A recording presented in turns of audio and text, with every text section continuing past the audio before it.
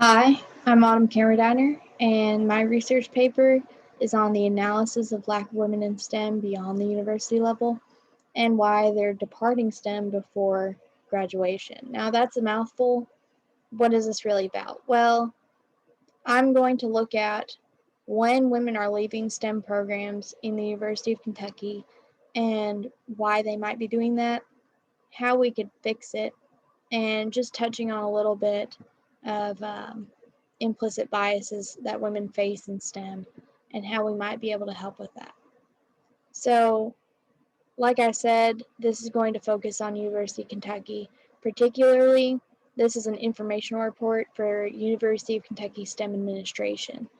It's going to present literary and statistical analysis on how to prevent women from leaving STEM and focusing on how to get them to the career paths that they were going to get to begin with. So why is it important? Well, when you have a STEM major that graduates the workplace or graduates university level and goes on to the workplace, what are they doing? They're solving problems to help the world, right? So if we've got one demographic doing that, how can we really get a solution that will encompass everyone? That's why diversification is so important, especially in STEM fields.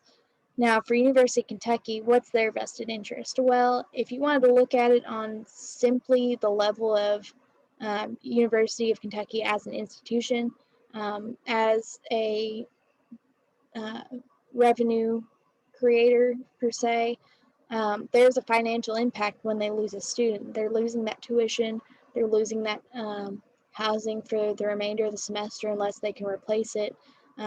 They're also creating man hours for transfer papers to be filed, etc., etc.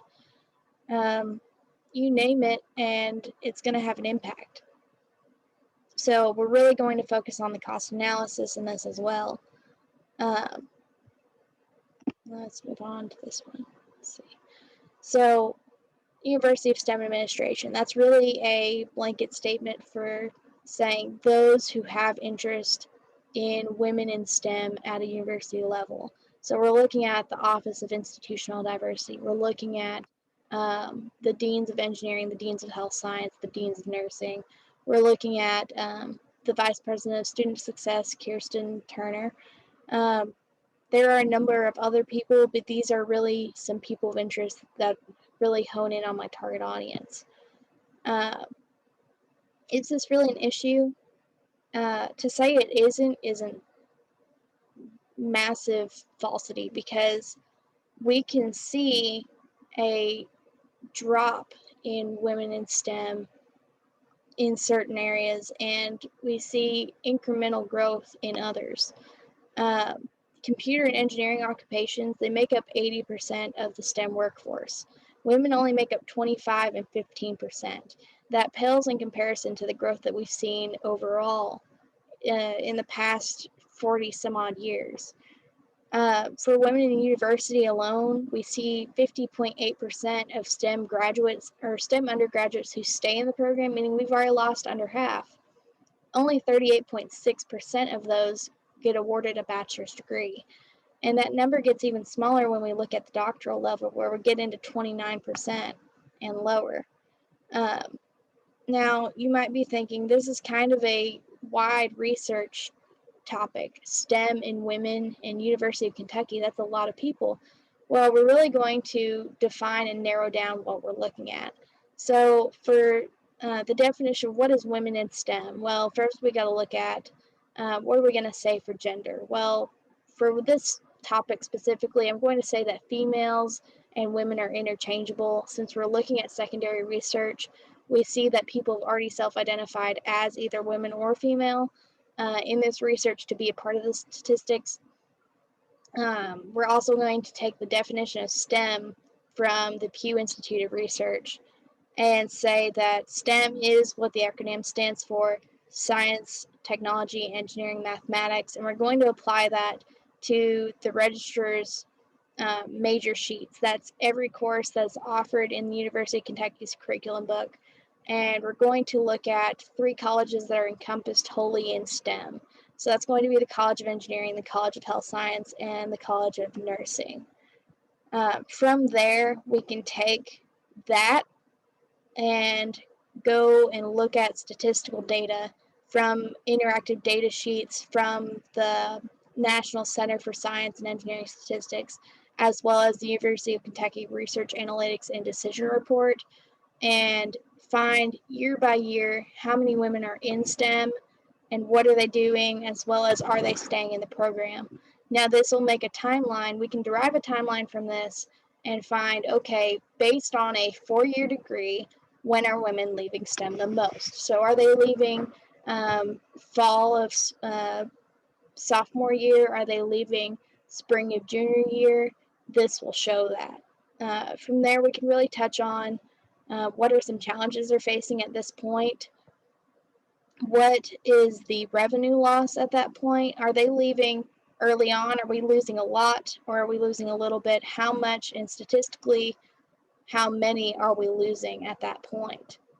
And this will really bring home why it impacts the University of Kentucky, what is going on, and how we can fix it. I'd like to add a discussion section for this and really try to find a success story for university. Is there curriculums that are being implemented that have more success than what we have currently? Are there things that we could do, clubs that we could introduce that are helping with the retention of women in STEM? For this so far, I've gotten some preliminary research done. I've gotten my definition pegged down, what I'm looking at. My background research is finished. My basic methods outline, it's getting bulkier by the day. My introduction section and my conclusion are both done.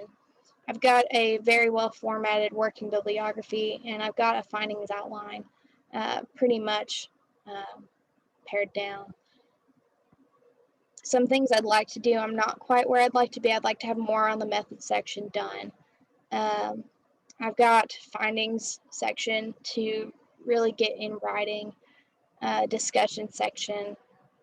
My revision of my conclusion, I'd like to get it to flow better with the rest of my paper, and I'd like to complete my bibliography, make sure I've got all my works cited done, and got some minor revisions, just some proofreading, and etc., etc. Do you have any questions for what I'm doing? Is there anything that I could do more? One thing that I really feel might be an issue is how close I am to the topic. I am a STEM major. I am a woman in STEM. I feel that with statistical and literary analysis of secondary research, I can really remove myself from the situation, really look at it from a third-party perspective, but I will not disregard that I am passionate about the subject. Do you think that there are any other aspects that need to be addressed? Am I looking over something?